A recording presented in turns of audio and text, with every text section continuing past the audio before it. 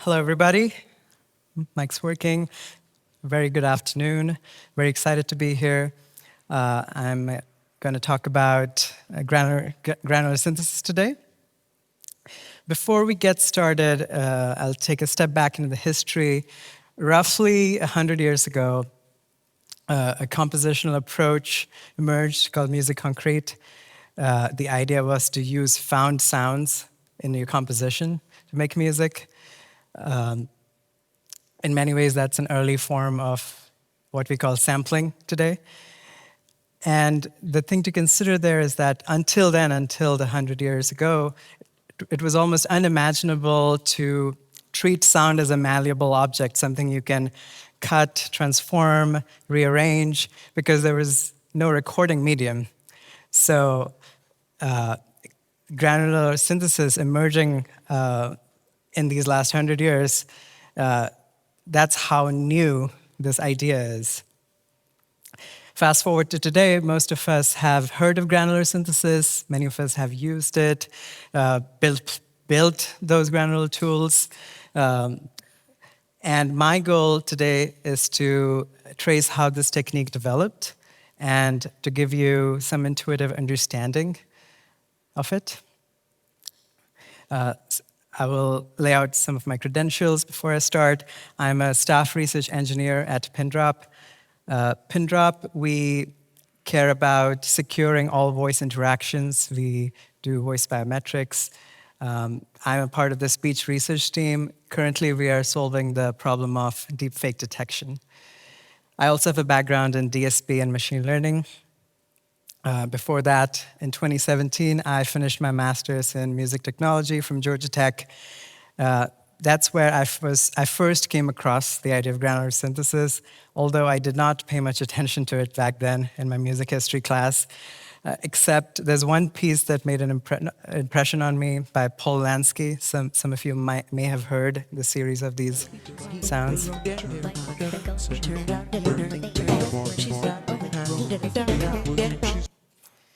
These were a few, it was a series of pieces called Idle Chatter by Paul Lansky, where he used tape manipulation.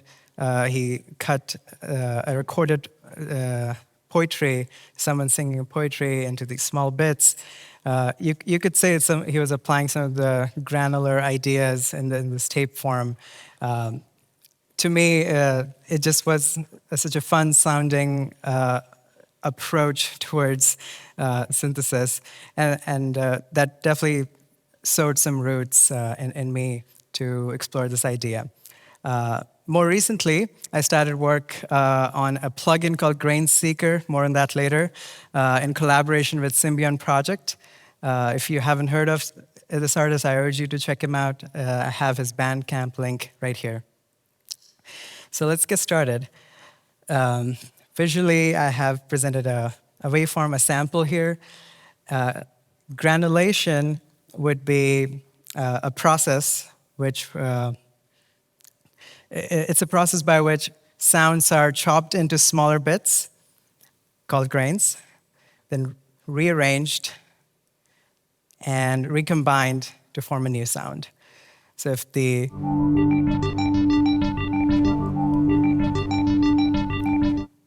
original sound sounded like that, it could be rearranged and made a sound like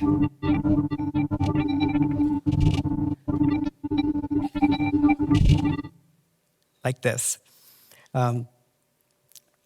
So even though it's a simple idea, it's important to find the controls so we can control this process. So first I've tried to list down some parameters that I think overall can control this synthesis process. So I said the process of granulation required splitting, transforming, and then recombining. I will get into some of these parameters. And the most important is actually the source itself. The source that you're granulating will be the defining characteristic of the resulting sound. So first parameter that I am going to talk about is seek position. So in this sample, you start with a point. Now, bear in mind that there are no real rules in granulation that you have to start seeking from one point. When we're talking about picking up grains, you could randomly pick grains from anywhere. You could randomly sample any amount of grains. But if you're going that direction, you're making a choice to take a disordered approach. And the result you will get will be far away from the original sound, so it will have less of the character. So if your initial decision is to start from one place, but maybe add some randomization nearby, then maybe you'll retain some character. So it's your choice, right? The more disordered you get, the more control you lose.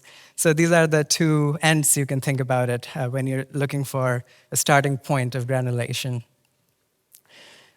Number 2 is grain size. So you could choose size that are macro or micro. And both of these choices will also result in very different sounds. So if you have micro sounds, they're more likely to be rhythmic, clicky, they will start and end.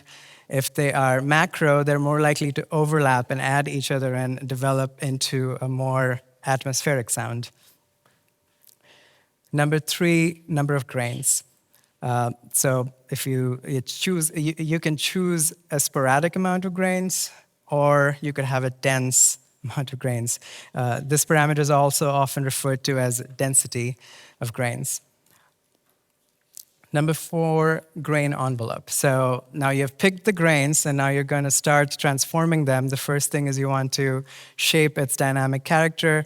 You could apply an ADSR envelope to preserve its sharp characteristics. In this case, you will hear the original characteristic of the sound. Or you could smooth the edges so that all the grains meld into each other and give you a more atmospheric sound. Number 5, you can apply more transformations. You could stretch the grain. You could squeeze it. The result, the action of stretching and squeezing will have a result of changing the pitch of the grain. Then we have split the grains, transformed it. Now it's time to rearrange them back together. There are decisions to be made here as well. You could rearrange them synchronously, periodically, or asynchronously. And again, these two approaches will result in different results and sounds. 7, you can give some spatial placement, assign some spatial placement to these grains. Some grains could end up in the left, some grains could end up in the right, in a stereo context. And finally, the source itself, what part of the sample you choose to granulate will define the resulting sound. And to put another spin on it, the source could also be a real-time delay line. So the source could be moving, and it could be a live recording like my microphone input right now. So you could be granulating that itself.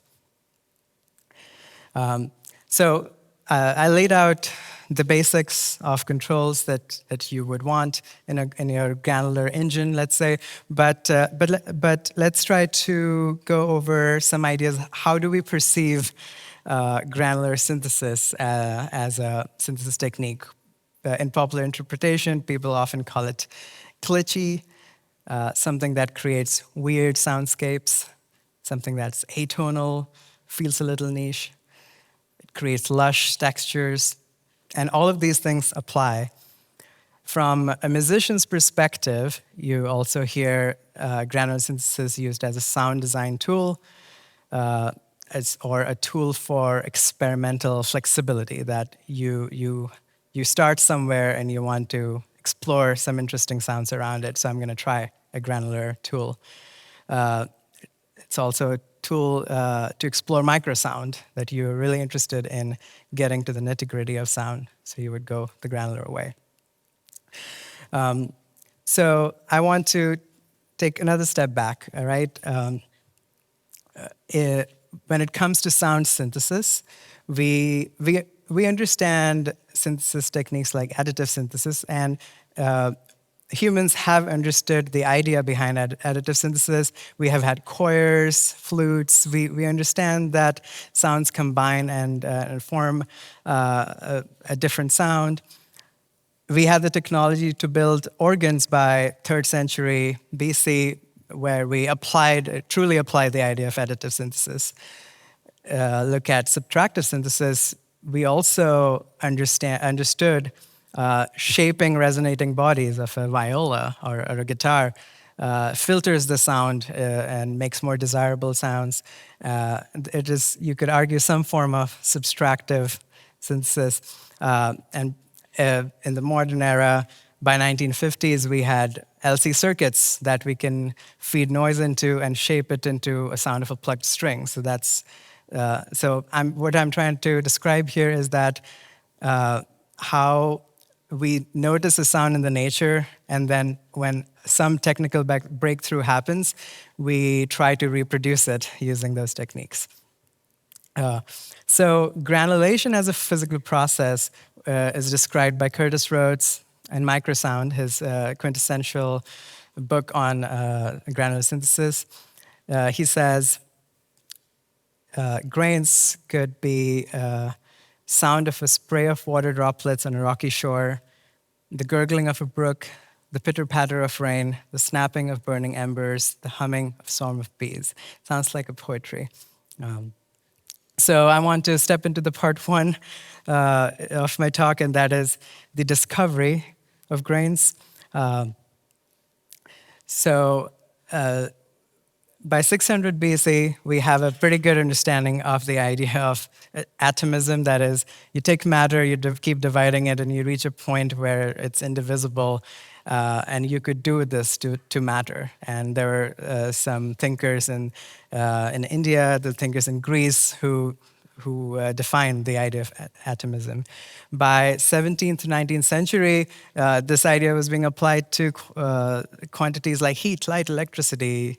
There were corpuscles of light, particles of matter move and shift the heat, atoms of electricity.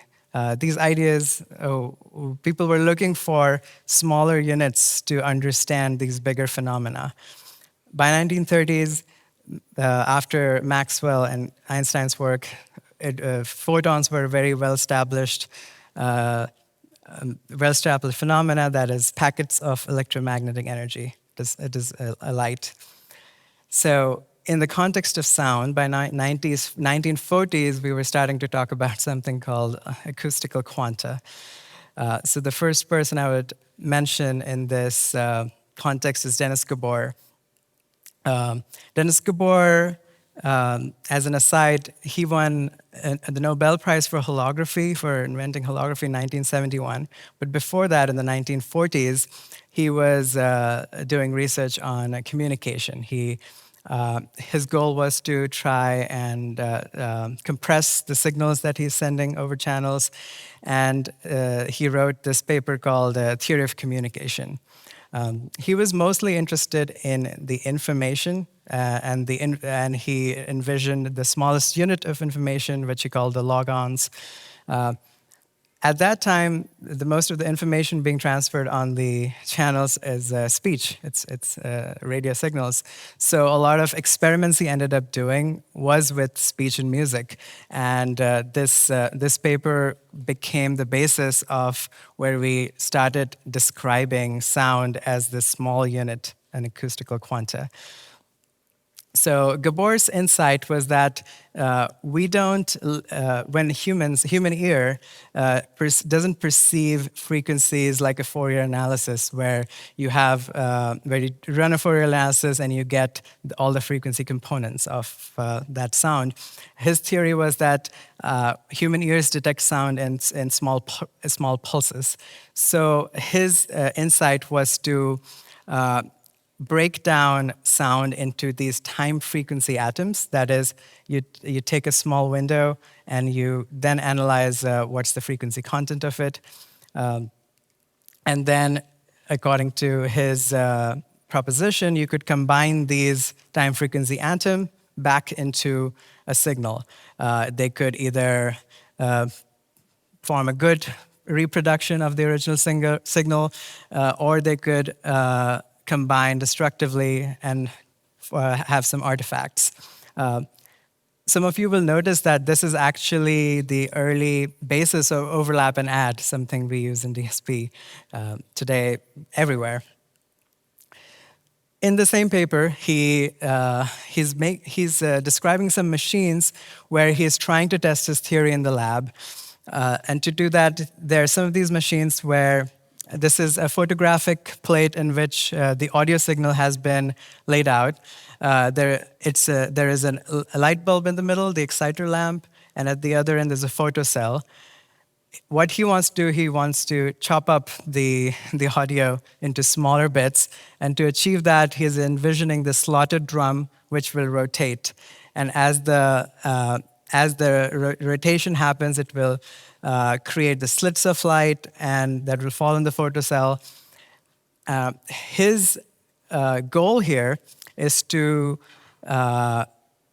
do frequency conversion. So he has speech as a signal that he's working with. If he could if he could pitch the speech down, it's still intelligible, but now it takes less amount of information to represent, and he could send it over, because that was his main goal there, communication. But he built this frequency converter. The instrument that I was more interested in was this exact same reproduction, but with magnetic tape.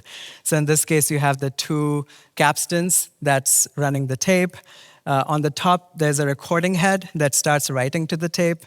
And at the bottom, there's a wiper that removes it. So what you're left with actually is a delay line. And this was a very common apparatus in labs at that time in the 1940s. The thing that he added was the coil in the middle, the pickup coil. It has a ring around it with a non-magnetic material, but it has notches with iron in it, and it can rotate. So it's trying to produce the same effect as the slotted drum. I tried to create a simulation of it, and in this case, this is the VT is the velocity of the tape. There's a recorder nib, there's a wiper. Those are the iron nibs that are going to make contact with the tape and read the signal from the tape and pass it to the pickup coil. Okay, there's VR, which is the velocity of the recording head. The VP is the playback area, so that whenever the contact happens between B and C, that's when the speed at which the reader is going over the tape there is the actual playback rate that you're going to observe.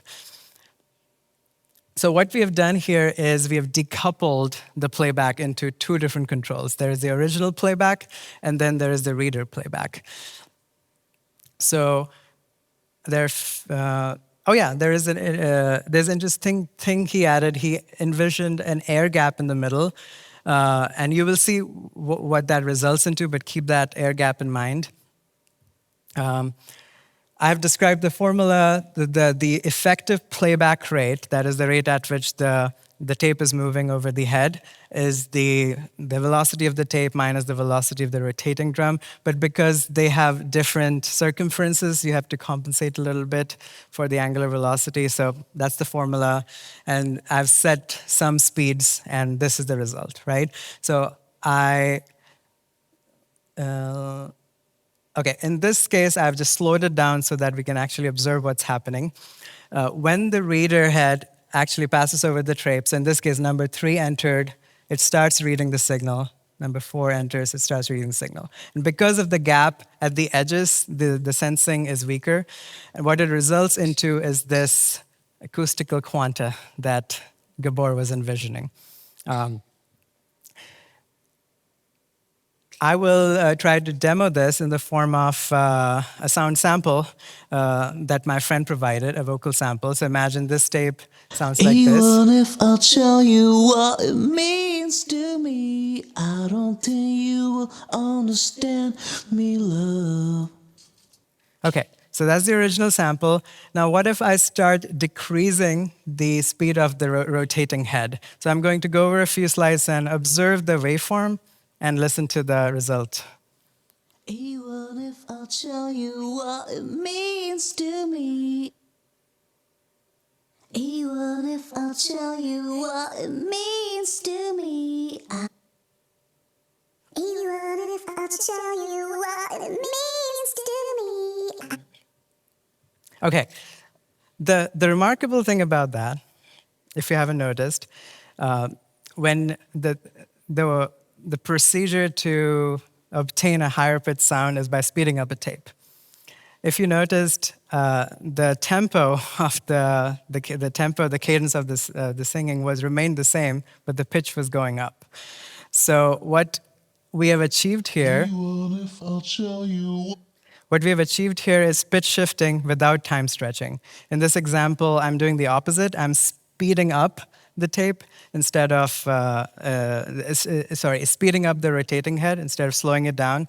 And you can observe the resulting waveform.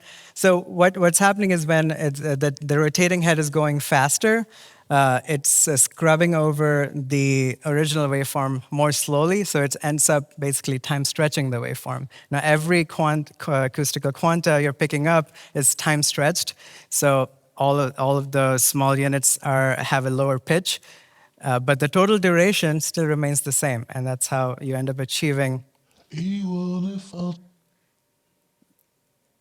This is further time stretching it. Even if I'll show you what it means to me. So yeah, using this technique, we were able to do pitch shifting that I showed. I pitch shifted it higher, pitch shifted it lower. I have one more example of time stretching. That this time you will notice the timbre of his voice remains the same, but the tempo will go down. Even if I'll tell you what it means to me. In this case, I'm actually changing the speed of the original tape and adjusting the rotating head to achieve this result. My goal with this was to first of all, because I really got interested in that the machine that Gabor had made, but also it's because pitch shifting, time stretching, these are algorithms we're very familiar with, but I wasn't familiar with such a simple articulation of it, and also how these are literally made of what we call grains today. I have a few more examples just to demonstrate some extremes of this procedure. In this one, you can actually hear the individual grains. In this one, the rotating head is going too fast and it's skipping ahead. In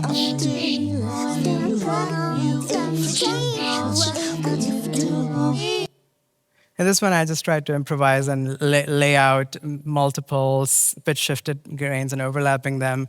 It sounds a little bit like the idle chatter that I played at the beginning.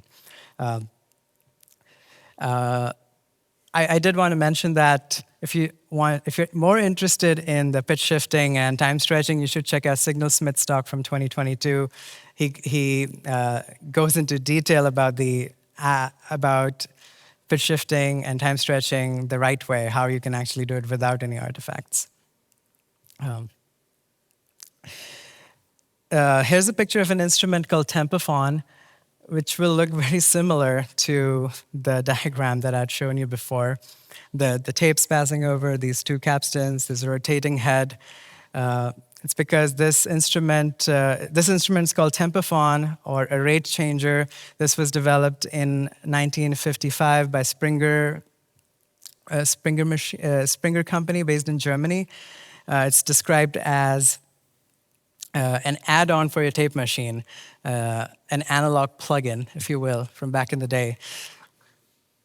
It was described as an electromechanical sound granulation, and it did exactly that. It did pitch shifting and time stretching without changing the tempo. This was actually used in a lot of popular music and movies. One of them, so I've described a few here. Oscar Sala used tempophone to create the sounds of the birds in the Hitchcock's Birds. In popular music, Beach Boys have a song in which, in the middle, the voice pitches up while the tempo remains the same. The third one is my favorite one, Hal from Space Odyssey. Hal is the computer, the diabolical computer. His voice is actually a human's voice. It's a human actor enacting it. However, Wendy Carlos, another musician well known to us, she worked with Kubrick on The Shining, and she has an anecdote that she had noted down in her blog that Kubrick told her that he used tempophone to slow down Hal's speech by 10%, by a little amount, to give it that quality that was somewhere between a human and a robot. It's a brilliant use of technology back in the day. So far, all I'm trying to state is that granular synthesis was already, by 1960s, was already being used in popular consciousness, although not in its fullest form, of course. So we needed someone to come and formulate the idea of granular synthesis and take it to its fullest form, and that was Iannis Xenakis. He was an architect, composer, engineer, music theorist. He kept up and encouraged other artists to keep up with developments in science and mathematics, so he was familiar with Gabor's work. And he knew that, he also formulated that all sounds is made of elementary grains, and that he was the first one to use the term grains, giving us granular synthesis. So he defined the elementary grains to have a threefold nature. It has a duration, frequency, and intensity. So to realize the full extent of granular synthesis, Xenakis imagined this three-dimensional space where on x-axis you have the frequency, y-axis G is the intensity, and z-axis is the time. And grains exist in this space, dispersed, move over time, and when you listen to a set of a volume of the space, then that's what you perceive as sound. This is on the right side. There's a figure of a slice of this volume, which he calls screen. And in this screen, there are grains dispersed in certain ways, which will have some character. Xenakis also theorized there is a fourth dimension to this, and that is the orderliness or entropy. If the grains were more ordered, what you heard was a more pure sound because the frequency did not change, they overlapped more. The more disordered the grains were, the more chaotic sound is what you heard. So he defined that this idea of entropy, the orderliness and the disorderliness of grains, was also crucial to the concept of granular synthesis. I'm going to move over this. He realized this in his composition Analogic B, which was a counterpart to the composition Analogic A, which is a composition of 9 strings. Analogic B is composition on tape. His procedure to make this composition was he created a score of screens that we saw earlier. He created these are the set of screens that I'm going to use in my composition.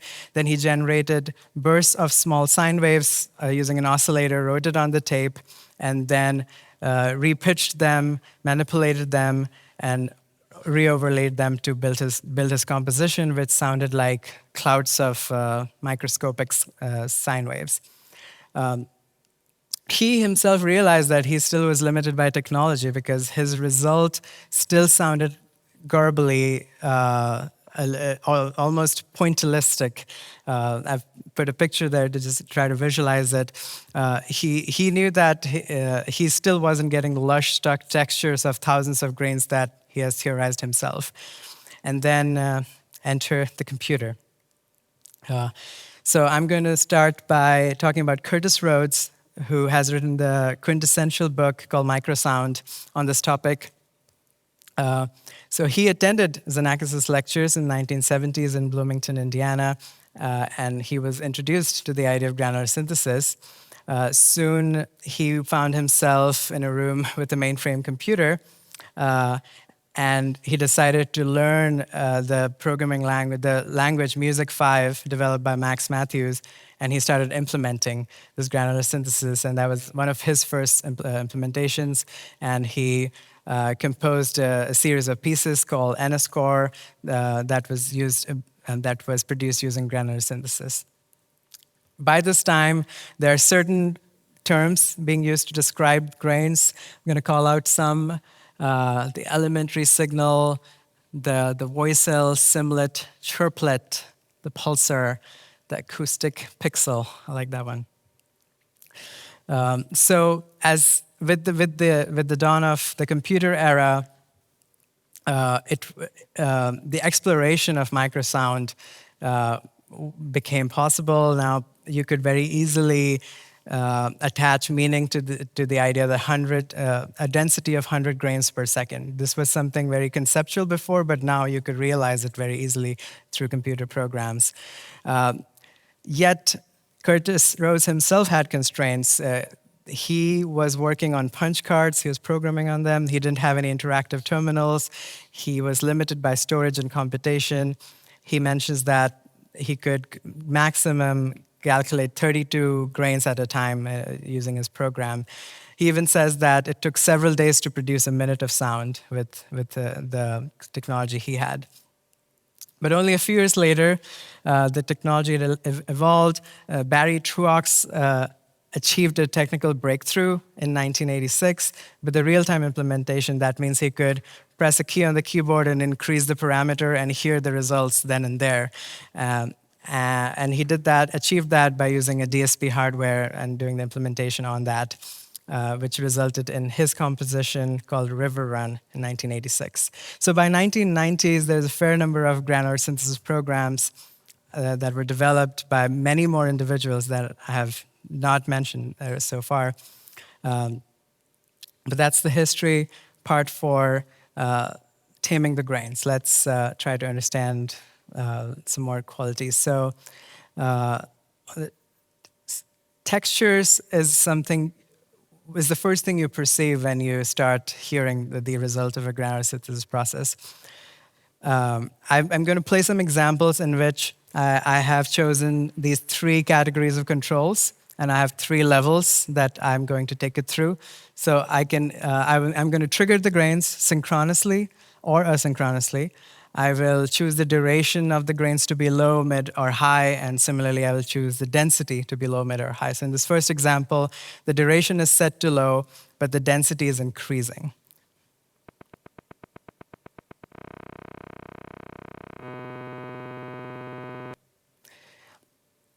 I will play it once more.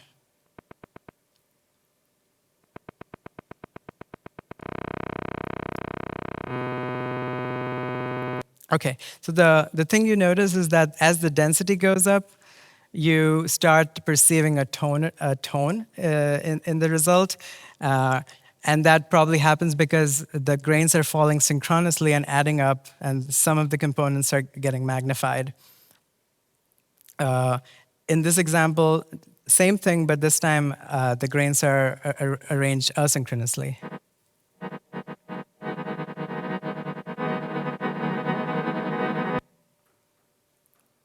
So the result is slightly different. There is less of that constructive interference going on in this case. Now let's set the density to low, but increase the duration.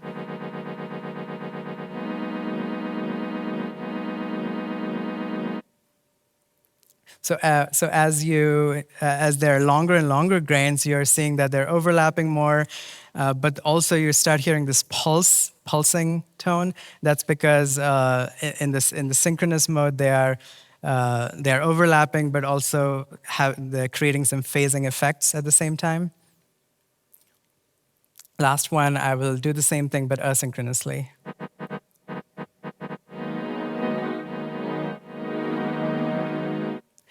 In this case, you would notice that when the duration increases, all the grains meld in, and now it actually almost starts sounding like an atmospheric pad. So I chose a simple sound so we could hear these effects, and we did develop a few fundamental understanding that how grains overlap and create this longer atmospheric sounds, and how in certain circumstances they do some constructive interference, some circumstances they do destructive ones. In the next slide, and in the next phase, I want to give you a simple blueprint of how you would make your own granular engine, how you would write it in C++. Definitely not the most optimized version of a granular engine, but what would be the starting blueprint? So you would allocate a buffer where your original sample will live. You will define a grain class which will contain some properties. It will have the progress marker, the duration of the grain, some initial frequency, the envelope, and the spatial position where it's going to end up. So you'll define this class, and then you can create multiple objects of this class with different initial parameters. You will also need to implement a rate changer. So going back to the original Gabor's machine, we were speeding up the tape, slowing down the tape. We want to achieve that effect in our DSP implementation. So you would simulate a faster playback by downsampling the buffer. That is, you would start skipping the samples and sampling them, which will have the effect of downsampling it. That is, speeding it up. On the other hand, if you want to stretch it, you would take two samples and you will interpolate the samples in between. So that's how you would do you would change the rate of a given grain. So once you've implemented these three, in process block, you will have some sort of trigger mechanism. So whenever a MIDI event arrives, that is, you press a key, you want to initialize a grain, or you do some UI interaction, or there is a periodic process or a random process. Any of these things can trigger a grain, and as soon as the trigger is received, you initialize a grain with those parameters and add it to your collection. Next thing, you would have a producer. So now you'll look at your collection and you'll ask every grain that, hey, give me the samples. So if you are working with, let's say, 512 blocks, so every grain you will ask, give me the next 512 samples that you have. So if the grain is at the beginning, it will give you the first 512 samples. The grain would apply the stretching or the squeezing if the rate change needs to happen, etc. So the producer will ask every grain to produce the samples, and there will be some sort of mixing mechanism that will add up all the outputs from all the grains, but also do some gain compensation, because if you have thousands of grains, you will end up with a red marker on your DAW. The final variation on this is the real-time implementation. At the beginning, I also mentioned that you could apply granulation on a live stream of audio, so something like this. So in this case, your original buffer can be written as a ring buffer so that you keep adding new samples and keep discarding the old samples. When we write a ring buffer, it looks actually more like this. It's easier to visualize it. You have a write head which starts writing from right to left, and then it jumps back at the beginning, writes more. And you could start picking up grains from wherever you want, right? So the idea is simple. All you've done is change your buffer into a ring buffer. However, there's one complication. When you have a real-time signal coming into a ring buffer, there will be a point of discontinuity, that before this write head, you have the real live samples, and after this, you have these past samples. So at this point, you have discontinuity. And if you're choosing the grains from that point, you are introducing a lot of clicks in your sample, which is not desirable. So the way to counter this is to define a lag parameter, or often you will find a grain delay parameter in plugins, and that is how much does the read head lag behind the write head. So now with this control, you can even move the read head along with the write head so that it always is lagging behind, and you can keep picking grains from there. All the other concepts remain the same, and this results in a really interesting sound. You keep following the original sound and you keep granulating it, so you're always creating textures from the most recent sound you've heard. There are some examples like Portal's output that leverages this idea into a granular effects plugin. So finally, I have listed down a few modern granular plugins. I'm not in any way trying to list all the plugins out there. These are just few examples to give you an idea of the types of plugins out there. So most plugins that you come across, the granular ones, are instruments or samplers that you can play with a MIDI keyboard. And their source samples are something you simply load in as WAV files, and the grains are triggered by MIDI. There are some more interesting iterations of the granular plugins where you combine some sort of additive FM synthesis, and then you granulate that. Quanta is an example of that. Pigments also does some subtractive, so it gives you a lot of filters to carve away the textures that are coming out of the grains. And finally, the live granular effects from plugins like Portal. That pretty much wraps up my talk. I would like to acknowledge Talaine OP, who maintains the Granular Synthesis website. I recommend you, if you're interested in the topic, it's a very comprehensive resource. I got a lot of my, I referred to this while researching this topic. I found myself revisiting this again and again. Also, I would recommend Ellie Fieldsteel's Super Collider lesson. So all the samples I generated, voice samples, were using Super Collider scripts. And finally, I want to plug in the plugin I'm working on called Grain Seeker. It's some sort of granular sequencing. I'm trying to see if I can sequence the grains. I'm hoping to release it in a few months, and if you follow me on LinkedIn, hopefully you can test it in the beta phase. Thank you very much. I will leave you with a small piece that I prepared for about 30 seconds long, and then you're free to ask me questions.